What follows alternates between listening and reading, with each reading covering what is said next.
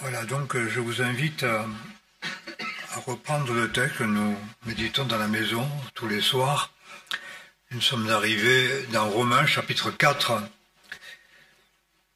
au verset 13, sauf que c'est une césure qui nécessite de lire au moins ce qui est avant pour qu'on comprenne quelque peu le propos.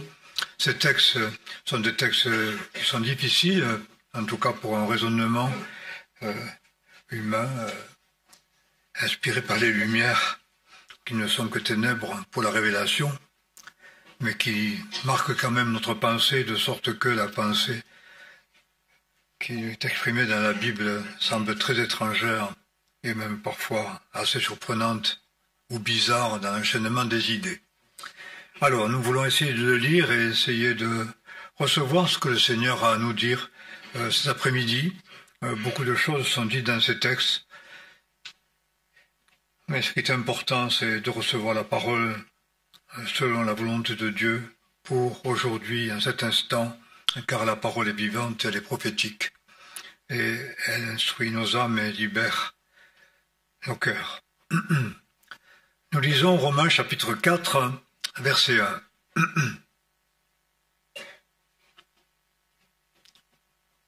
Quel avantage dirons-nous donc qu'Abraham, notre père, a obtenu selon la chair? Quel est donc l'avantage du juif? Sans doute, si Abraham a été justifié par les œuvres, il a sujet de se glorifier. Mais devant Dieu, il n'en est pas ainsi. En effet, que dit l'Écriture? Abraham, dit-elle, crut à Dieu, et cela lui fut compté comme justice. La justice a été mise à son compte de la part de Dieu, il a été déclaré juste. Or, celui qui fait une œuvre reçoit son salaire, non pas comme une grâce, mais comme une chose due. Tandis que pour celui qui ne fait point d'œuvre, mais qui croit en celui qui justifie l'impie, sa foi lui est imputée à justice. C'est ainsi que David exprime le bonheur de l'homme à qui Dieu impute la justice sans les œuvres. L'exemple le plus frappant, c'est le brigand sur la croix qui n'a fait aucune œuvre, sinon que de croire et de reconnaître Jésus, et qui a reçu de sa part cette certitude: aujourd'hui tu seras avec moi dans le paradis.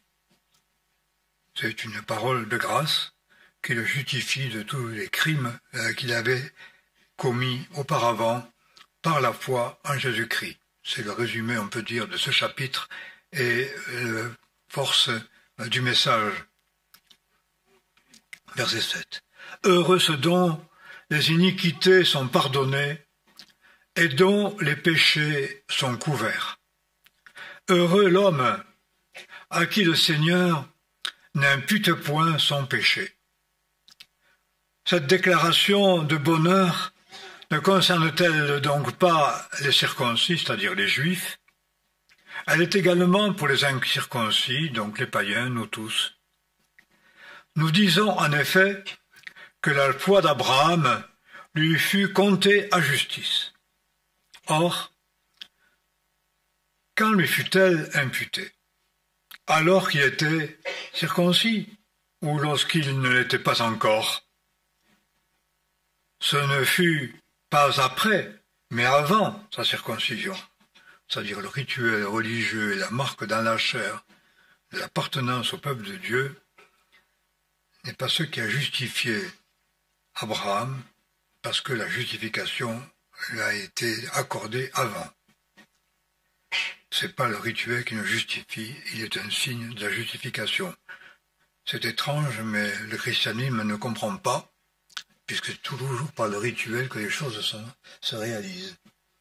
C'est ou par l'obéissance à des lois et à des principes qu'on est justifié. La recherche de la justice est quelque chose qui est dans tous les peuples et parmi toutes les nations. Chaque peuple, chaque tradition a sa loi et sa justice. Chaque religion a la sienne. Mais il y a une autre justice, c'est ce que nous voyons qui est au-delà de toutes ces choses. une justice selon l'homme doit être méritée. Pourquoi parle-t-on des justes parmi les nations? Quelqu'un qui est juste parmi les nations, c'est celui qui a été utilisé d'une manière ou d'une autre, qui s'est manifesté avec courage pour sauver un juif. Et il a mérité ce titre de juste parmi les nations. Et celui qui le veut doit prouver que ce qu'il a fait méritait ce titre-là. Bon, j'ai un grand-père qui l'a fait, mais il n'a pas voulu, alors, parce qu'il est plus orgueilleux que les autres, comme moi.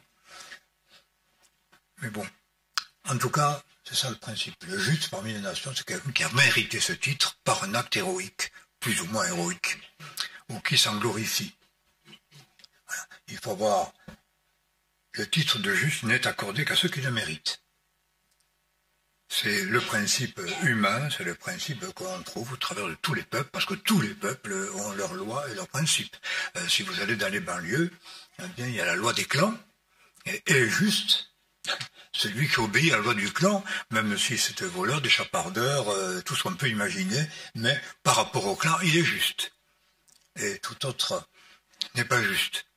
Donc automatiquement, la justice française n'est pas juste pour les clans des banlieues,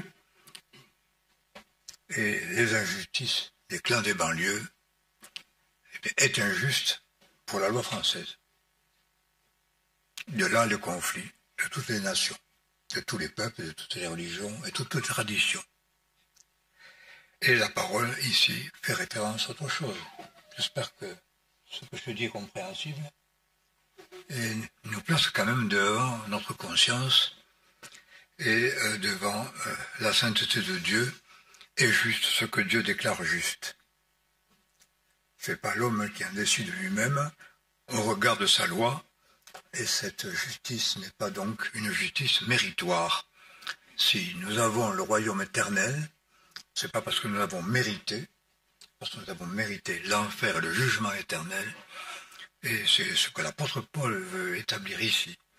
C'est par grâce, et seulement par grâce, et pour tout homme. Dieu a donné à Abraham la promesse, il faut expliquer je crois, parce que sinon on ne comprend pas la portée. Toutes les nations de la terre seront bénies à ta postérité. Abraham était déclaré juste par Dieu, avant le rituel, malgré ses fautes, avec une promesse, l'héritage, tu hériteras les nations. On peut dire que c'est l'ambition de politique et des religieux. Conquérir les nations. Établir sur la terre la justice, sa justice, étant meilleure que celle des autres. C'est toute la volonté impérialiste qui se manifeste là, et on le retrouve partout. C'est ce qui crée les conflits, parce que ça crée les croisades, et ça fait les oppositions entre l'Occident et l'Orient sur la terre. Parce que chacun imagine que sa justice est la bonne et veut donc conquérir les nations. Si vous parlez, vous écoutez Barack Obama, il va vous dire, il se voyait comme une sorte de messie avec une destinée pour apporter au travers de l'Amérique, du principe chrétien, la justice aux nations et la paix sur la terre. Mais c'est ce qui a été écrit, c'est ce qui a été promis à Abraham, cela. Alors en vertu de quoi?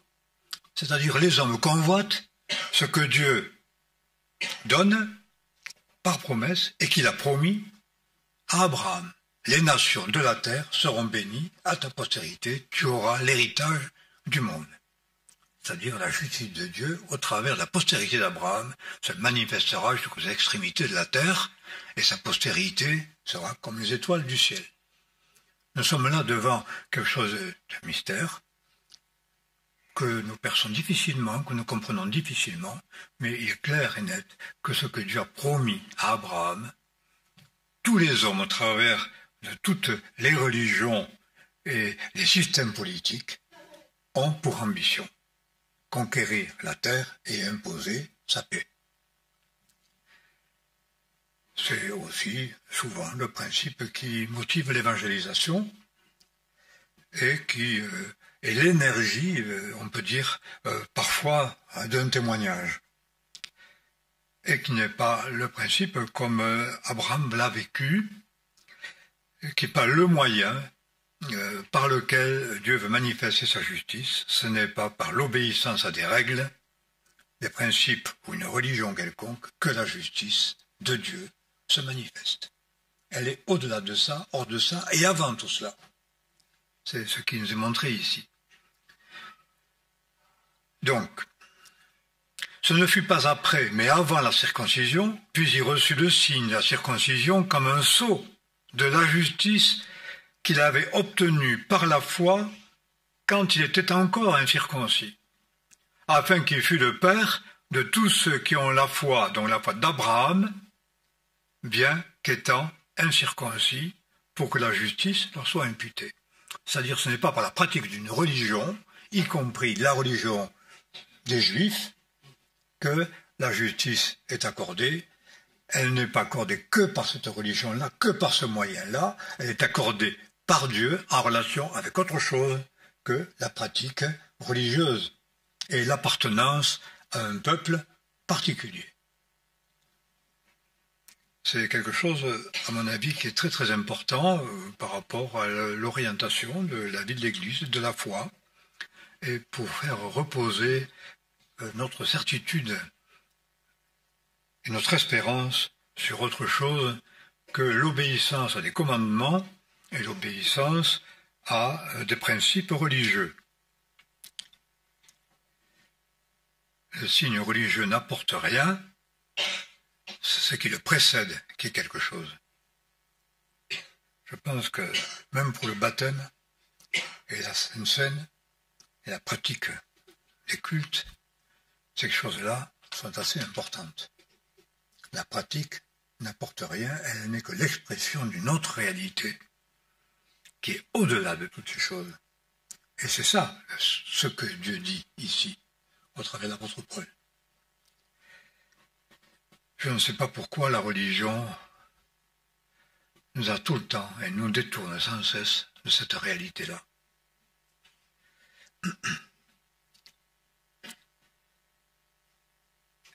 Il est aussi le père des circoncis, de ceux qui n'ont pas seulement reçu la circoncision, mais qui marchent sur les traces de la foi qu'avait Abraham, notre père, avant sa circoncision. Donc nous voyons ici clairement, c'est fini, la véritable justice, c'est d'accorder à ceux qui ont la foi d'Abraham, pas n'importe quelle foi, la foi d'Abraham. La justice est accordée par la foi. Qui que nous soyons, d'où que nous venions, quel que soit notre peuple, quelle que soit notre religion. Je ne suis pas sauvé par toutes ces choses, mais sauvé et justifié par la foi seule. Ce qui est appelé à nous délivrer de la culpabilité et de l'orgueil religieux. Donc il est le Père de tous. En effet, alors verset 13, la promesse d'avoir le monde pour héritage fut faite à Abraham. C'est bien ce que convoitent les Chinois, c'est bien ce que convoitent les Américains. Ça, c'est avoir le monde pour un héritage. C'est de diriger le monde et d'apporter au monde sa paix, selon ses principes et ses lois. Mais ça a été fait à Abraham comme promesse de la part de Dieu, et c'est Dieu qui se charge de réaliser la promesse. Quand les hommes veulent faire ce que Dieu a dit qu'il ferait, c'est la fin de toute chose, et c'est la guerre. C'est là le conflit. C'est peut-être un conflit entre nous. Ça peut être un conflit entre l'homme et la femme, entre les parents et les enfants et les parents, entre les pasteurs, les collaborateurs et partout. Hein. Faire que sa règle règne et soit reconnue et respectée. Il y a quelque chose de conquérant dans le cœur de l'homme naturel religieux. En effet, la promesse d'avoir le monde pour héritage fut faite à Abraham ou à sa postérité, non pas en vertu de la loi, mais en vertu de la justice de la foi. Seul moyen qui nous conduit à la véritable justice, qui fait que Dieu déclare juste le pécheur. Parce que ce qui compte, c'est que le Créateur, le Dieu Tout-Puissant, déclare quelqu'un juste. C'est ça qui est important. Je peux me proclamer juste, ou plus juste qu'un autre, et l'autre plus coupable que moi, et le juger. Je ne suis pas Dieu. Dieu seul déclare, lui, ce qu'il estime être juste. Et Dieu seul a l'autorité pour mettre au compte d'un homme, ou d'un peuple, ou d'une église, sa justice. Nul ne peut se justifier au travers, par l'accomplissement d'une loi et des principes. C'est Dieu qui en décide. Et Dieu décide que c'est par la foi, tel qu'Abraham l'a vécu, que l'homme est justifié. Cela s'oppose bien sûr à quelque chose qui est aussi dans la Bible. Ne vous y trompez pas, c'est celui qui pratique la justice qui est juste. Alors, est-ce que la pratique de la justice nous justifie? Nous sommes placés devant une contradiction énorme et pas toujours résolue. Il faudrait savoir. Est-ce que je suis justifié par Dieu malgré mes injustices? Bien que, comme étant justifié, c'est le moyen de justice, c'est la déclaration divine qu'il accorde à ceux qui croient, comme Abraham. Et puis, le texte dit, mais ne vous y trompez pas, celui qui pratique la justice est juste. Donc je ne peux pas dire, quoi que je pratique, peu importe, si Dieu me déclare juste. Celui qui est juste pratique la justice. Il la pratique avec joie. Comment? C'est pas ce qui le rend juste de pratiquer la justice. Mais il pratique la justice parce qu'il a été appelé juste. Gratuitement. Dieu a mis à son compte la justice, gratuitement, malgré. Et celui-là, étant justifié par Dieu, va être conduit par Dieu à la pratique de la justice. C'est Dieu qui le fait. C'est pas l'homme qui peut l'acquérir par aucune obéissance à aucune règle et à aucun principe religieux. C'est bien ce que je crois comprendre là, mais c'est tellement important pour notre conscience, pour nos jugements, et peut-être aussi pour notre témoignage. Et le témoignage que nous aurons besoin de recevoir de la part de Dieu quand nous serons placés devant son trône, devant le Dieu du jugement. Nous aurons besoin d'un autre témoignage que celui des hommes, et que d'autres témoignages que celui que je peux rendre à moi-même, et d'un autre témoignage que mes œuvres et mes pratiques religieuses. Ce dont j'aurai besoin, c'est le témoignage de Dieu. Lorsque je me trouverai devant lui, lorsqu'il s'agit de crier, parce que les circonstances de l'existence amènent nos âmes à crier. Qu'est-ce qui peut nous servir d'appui? Dieu n'exauce pas les pécheurs, Dieu n'exauce que les justes. Où est le juste? Celui qui a obéi à tous les commandements? Celui qui a fait des œuvres? Celui qui a participé au rituel liturgique? Certainement pas. Et déclarer juste celui que Dieu déclare juste. Cette justice que Dieu met à son compte et qui est la seule qui puisse subsister et qui me sauve. Parce que l'héritage est accordé au juste, c'est-à-dire ce que Dieu déclare juste. C'est pourquoi il est indispensable de savoir dans nos consciences, aujourd'hui et jusqu'au bout, de quelle justice nous réclamons et sur quoi nous fondons notre assurance.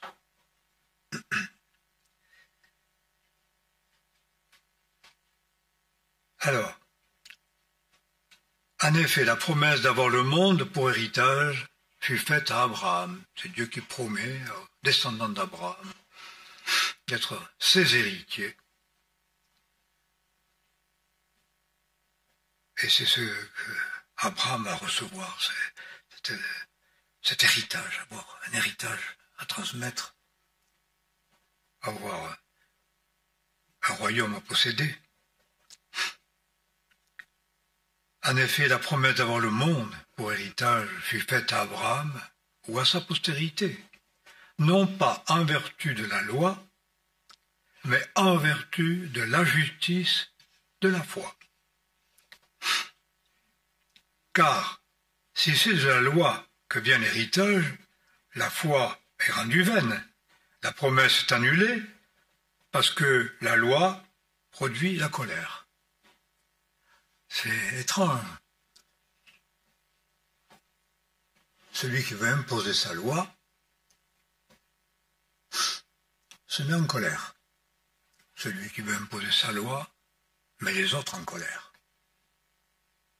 Parce que la colère est associée à la loi. Voilà ce que dit la parole.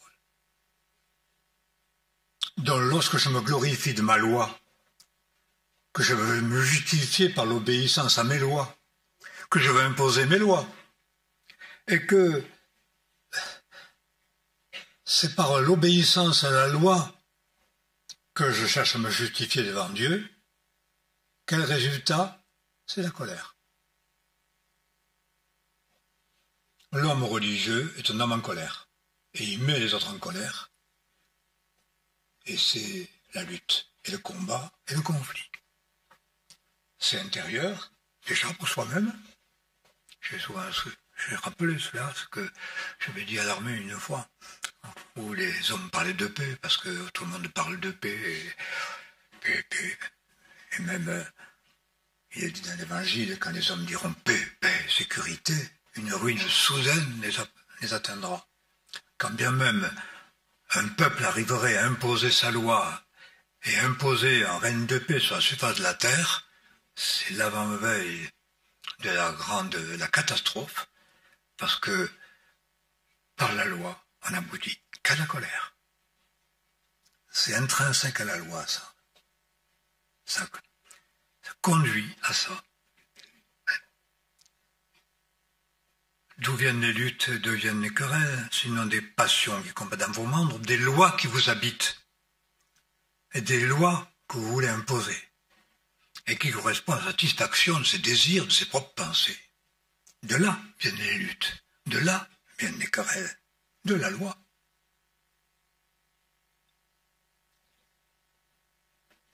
C'est hors de la grâce. C'est hors de la pensée de Dieu, cela. La loi produit la colère. Mais là où il n'y a point de loi, il n'y a pas non plus de transgression. C'est de l'anarchie. Et les hommes sont soumis à d'autres lois, c'est-à-dire à leur passion. Mais il n'y a pas de transgression parce qu'il n'y a pas de loi. C'est l'anarchie. Tout simplement. C'est donc par la foi qu'on devient héritier, afin que ce soit par grâce et que la promesse soit assurée à toute la postérité d'Abraham, non seulement à celle qui est sous la loi, mais aussi à celle qui possède la foi d'Abraham. Par grâce. Si c'est par l'obéissance à tel ou tel principe ou telle loi, il n'y aura que conflit, et la grâce n'a pas de sens. Parce qu'il faut la payer. Être juste parmi les nations, il faut l'avoir mérité. Voilà.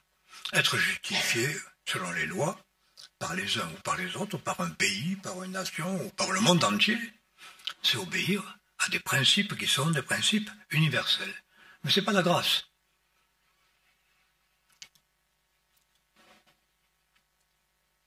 La grâce, cette révélation de la grâce de Dieu qui est en Jésus-Christ, le don gratuit de Dieu qui est la vie éternelle et qui est l'héritage parmi les saints. C'est la grâce.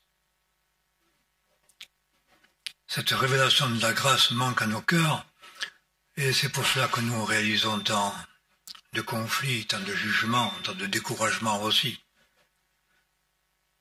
tant d'accusations à l'intérieur de nous-mêmes, avec, comme les païens, une conscience qui s'accuse et qui se défend, sans cesse, tour à tour. Mais pas de paix. Conflit intérieur, conflit extérieur. L'apôtre Paul le décrivait aussi pour lui-même, lutte dedans, crainte au dedans, lutte au dehors. Voilà ce qu'il expérimentait de la vie, de l'existence terrestre. Et tel était son lot, humainement parlant, et sur la terre. Mais gracié par Dieu en Jésus-Christ. Ce don gratuit de Dieu qui est la vie éternelle et qui est accordé à l'homme, la justice accordée à l'homme avant qu'il ait fait du bien ou du mal. Quelle était la loi de ses pères et de ses ancêtres? Quel était son peuple ou sa religion? Une justice qui est accordée par Dieu à celui qui croit. Ça se trouve dans aucune religion. Je suis désolé, mais toute religion déclare juste celui qui obéit à ses principes et qui a part à ses sacrements, d'une manière ou d'une autre, qui pratique le rituel.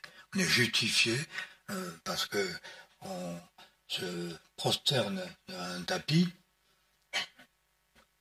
et que la longueur tournée vers la Mecque. Il faut au moins ça. Ou pour avoir des vierges, il faut avoir tué un chrétien, ou un juif.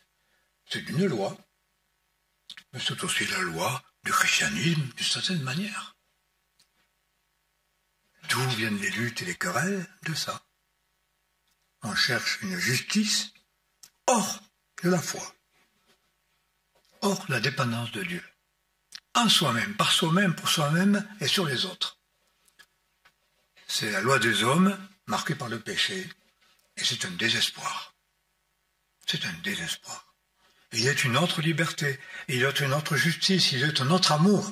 C'est celui que Dieu donne à celui qui croit.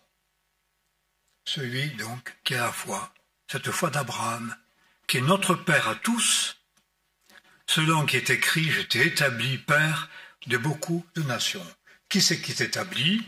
C'est celui que Dieu établit. Cette parole, cette promesse a été faite à Abraham, elle a été réitérée à Isaac et encore rappelée à Jacob.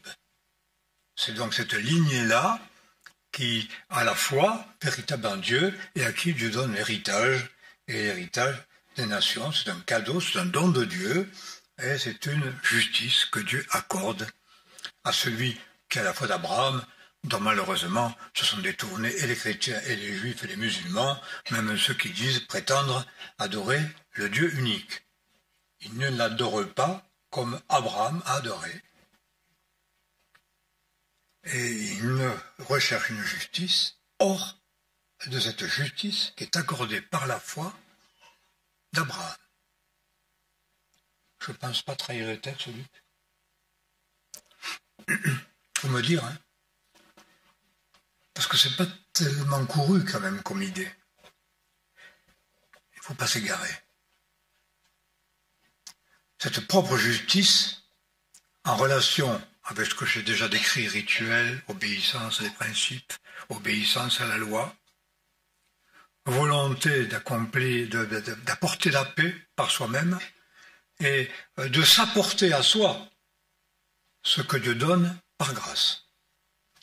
Gagner l'héritage, gagner le ciel. Aujourd'hui, dans le monde de religion, on a dit qu'il faut gagner son ciel.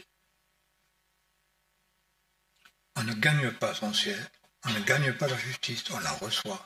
Elle précède toute pratique de justice. Et même si cette justice-là conduit à la pratique de la justice, elle n'en est pas l'origine.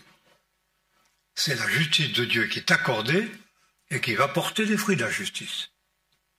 Mais ce n'est pas par la pratique de la justice que j'obtiens la justice. C'est un renversement complet C'est une conversion de la pensée, c'est une conversion du cœur. Et nous sommes amenés à le saisir tel que la parole nous le dit. C'est pourquoi il faut le prendre pas à pas et recevoir ces paroles pour qu'elles s'inscrivent dans nos consciences. Abraham est notre père à tous, y compris des païens, dans ceux qui ne sont pas sémites, qui ne sont pas issus du sang sémite. Parce qu'on n'est pas fils naturel par la chair, selon la chair d'Abraham, mais on est né fils par la foi. Et le Père de tous, selon qui est écrit, je t'ai établi Père de beaucoup de nations, d'un grand nombre de nations, de toutes les nations de la terre. Est-il dit. Notre Père, dis-je, devant Dieu. Notre Père devant Dieu, en qui il a cru, qui donne la vie aux morts et qui appelle les choses qui ne sont point comme si elles étaient. Nous sommes placés devant cette puissance de la volonté de Dieu, de l'autorité divine, de la parole divine, à laquelle nous soumettons nos cœurs et nos pensées, et en le confessant, en le reconnaissant, en confessant notre foi, de cette manière, la justice nous est accordée et devenons fils, non pas étrangers, mais fils. Il a cru en qui? En celui qui donne la vie aux morts. Il est ressuscité d'entre les morts. Il a été ressuscité par la puissance d'une vie impérissable. Et nous qui sommes morts par nos offenses et nos péchés, il nous a rendus à la vie. Il fait habiter en nous cette loi de l'esprit de vie, comme le décrira plus tard dans Romains 8, qui donne la vie à nos corps mortels par son esprit. C'est cela la nouvelle naissance, et cela la véritable vie. Donnée aux justes qui ont cru. Il donne la vie aux morts, il appelle les choses qui ne sont point comme elles étaient, celles qu'on ne voit pas.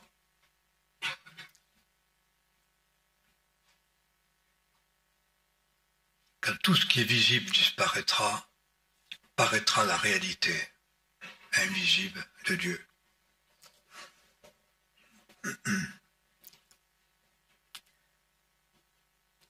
Il appelle les choses qui ne sont point comme si elles étaient.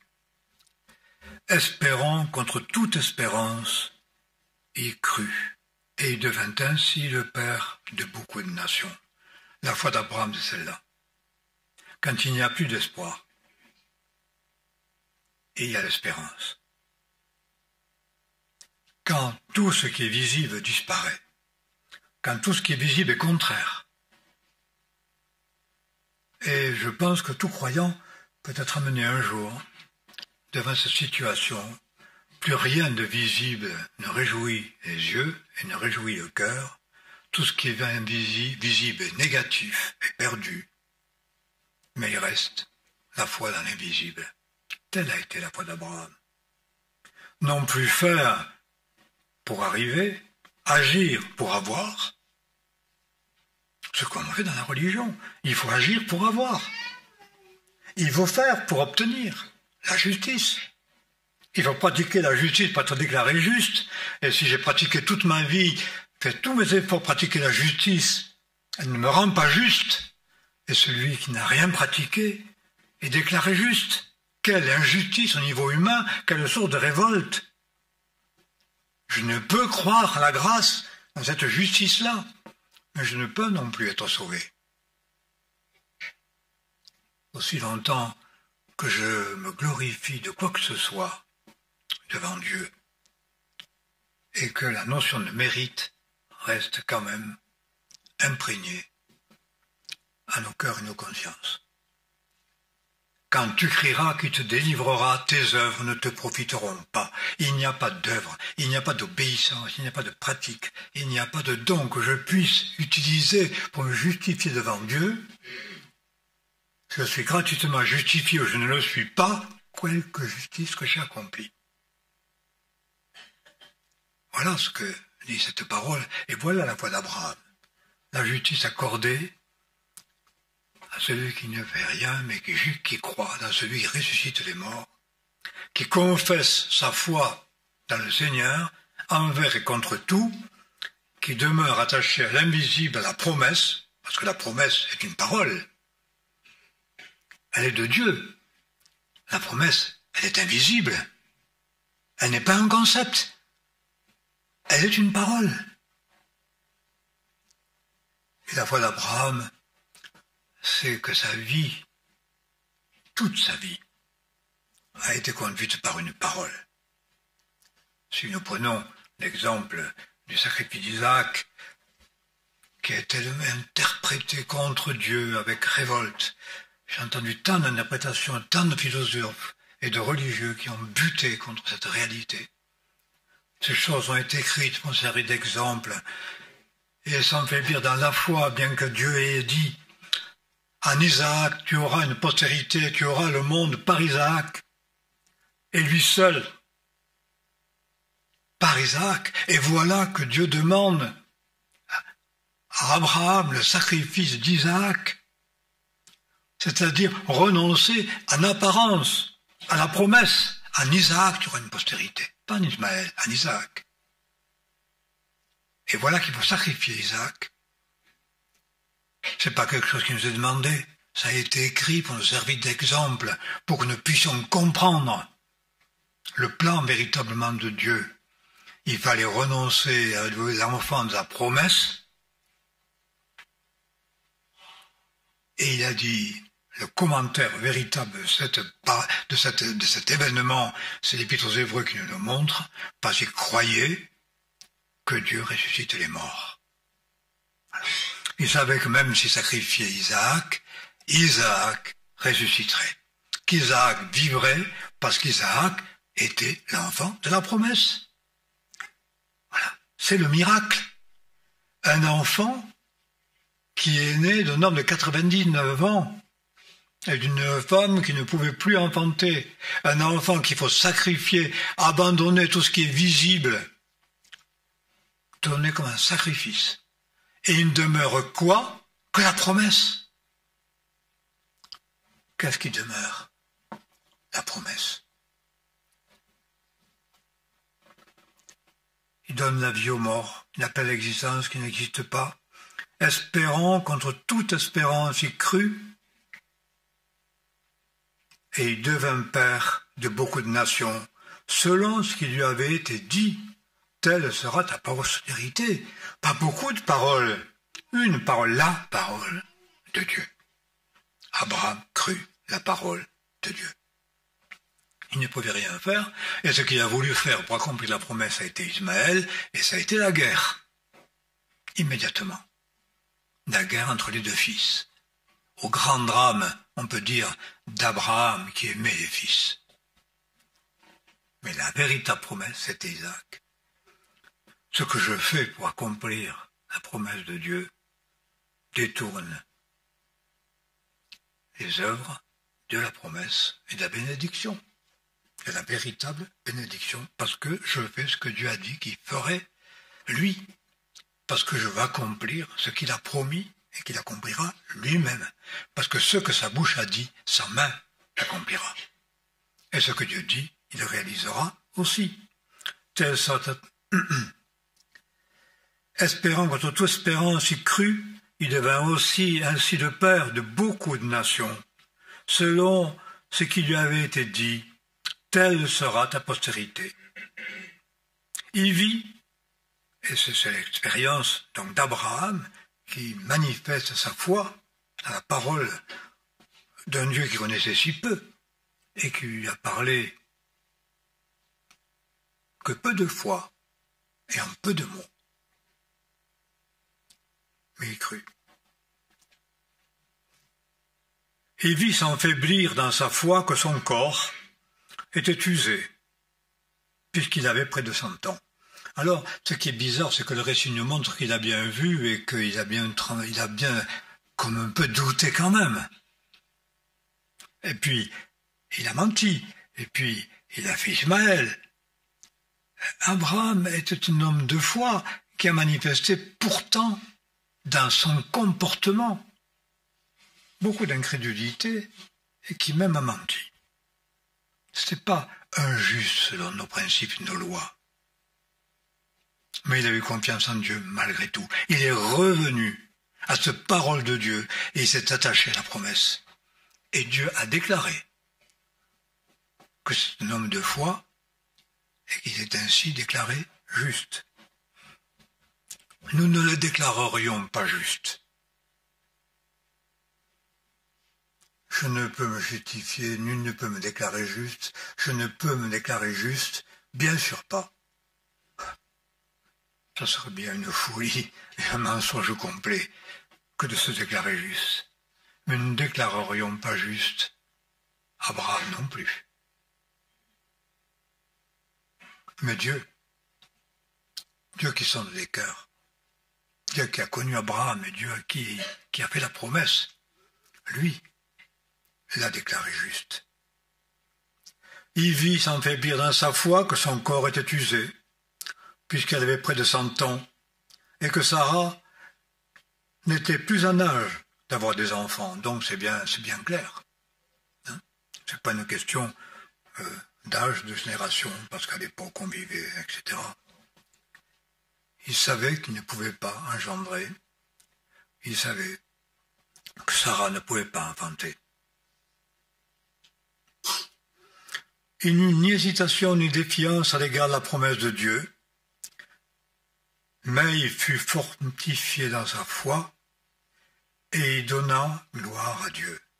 Ça, c'est quelque chose d'extraordinaire.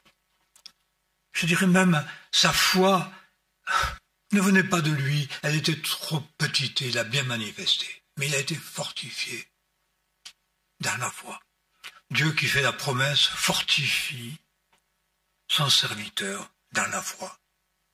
Elle lui permet, on peut dire, fortifié dans la foi et malgré son incrédulité, malgré le tumulte certainement de son âme, son incompréhension, malgré cela, fortifié dans la foi, il donne gloire à Dieu. Pleinement persuadé que ce que Dieu a promis, il a aussi la puissance de l'accomplir. C'est pourquoi sa foi lui fut imputée à justice. Voilà ce que dit l'Écriture. Malgré tout, il crut. Et la justice qui précède la pratique de la justice, qui précède la pratique religieuse, qui est au-delà de tout, mais qui est un don de Dieu, est accordée à Abraham et tous ses descendants qui ont la foi d'Abraham et dont nous sommes. C'est ça notre justification. Et c'est ça notre salut. Ça a été rendu possible par le Seigneur Jésus-Christ, qui n'est pas précisé ici, mais qui nous a été, sera précisé par la suite, qui est dans toute sa parole. C'est grâce à lui, parce que Dieu ne peut pas déclarer le coupable pour juste en dehors d'une justice et d'une justification que le Seigneur a accompli pour nous. Donc c'est dans la foi, dans ce Christ qui accomplit la justice de Dieu, que je suis déclaré juste. Et c'est la chose dont je peux me glorifier devant Dieu quand je prie, que je pourrai présenter devant Dieu le Père, dans la rencontre avec lui, le coupable justifié, l'incrédule croyant, malgré tout, à cause de la promesse. Et au fond, fortifié dans sa foi. C'est ainsi que certains calvinistes disent que si la foi justifie, c'est encore une œuvre, la foi. Donc, on est justifié devant Dieu sans même la foi. Hein? Un certain raisonnement réformé, libéral. Ben oui, c'est ce qu'ils disent. Mais la foi n'est pas une œuvre, puisqu'elle n'existe que par la force que Dieu donne, parce que la foi de l'homme est trop faible, sans être fortifié. Nul ne pourra subsister. Il fut fortifié dans la foi et il donna gloire à Dieu. Et c'est pour cela que la justice lui est imputée. Et il nous est dit ici sa bonne nouvelle. Or, ce n'est pas pour lui seul qu'il est écrit que sa foi lui fut imputée à justice, mais c'est aussi pour nous, à qui notre foi doit être pareillement imputée pour nous, qui croyons, et là la foi est précisée, qu'est-ce que nous croyons?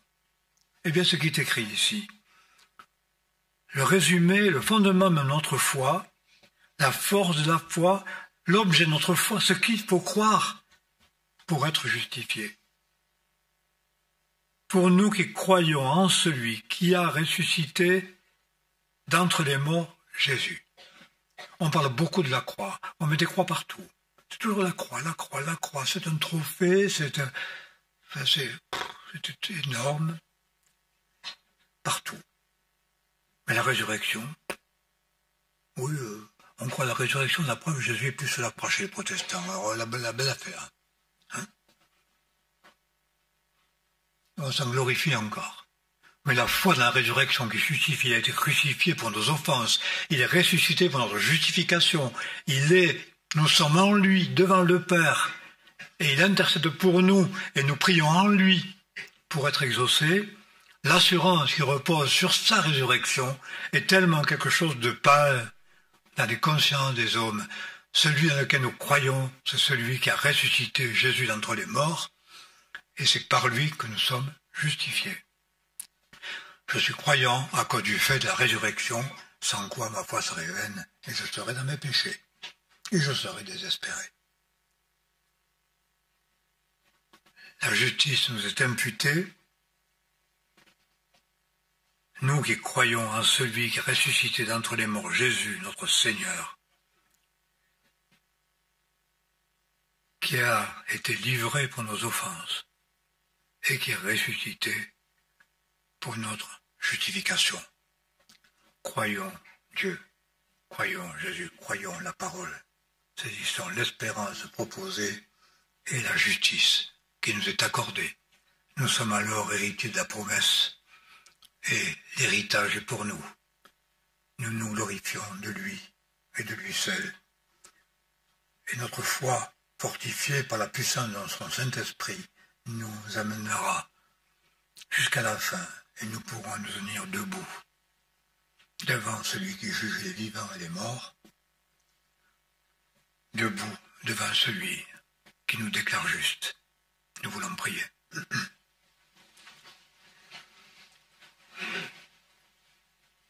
Seigneur, nous ne pouvons rien croire d'autre.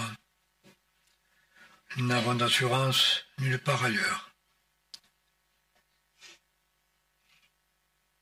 Nous nous courbons devant toi et nous te prions de fortifier notre foi, de l'amener à la perfection, parce que tu en es l'auteur et c'est toi qui l'amènes à la perfection. C'est toi qui as la puissance de garder en nous le dépôt jusqu'à ton jour. C'est toi qui appelles à l'existence qui n'existe pas, qui souffle sous la flamme qui seule ne peut brûler. C'est de toi, par toi, pour toi que sont toutes choses. À toi seule la gloire, ici-bas et dans les lieux célestes. Nous confessons que tu es le Dieu Tout-Puissant, le Roi des rois, le Seigneur des seigneurs, et que tu es celui qui a seule autorité pour mettre à notre compte la justice. Renonçant donc à notre propre justice, nous soumettons à la tienne, et nous voulons nous laisser environner de ta grâce. Que ton nom soit béni, de la répandre parmi nous, et de susciter en nos cœurs la louange qui t'est due. Que dans l'Église ton sang soit béni et glorifié. Amen.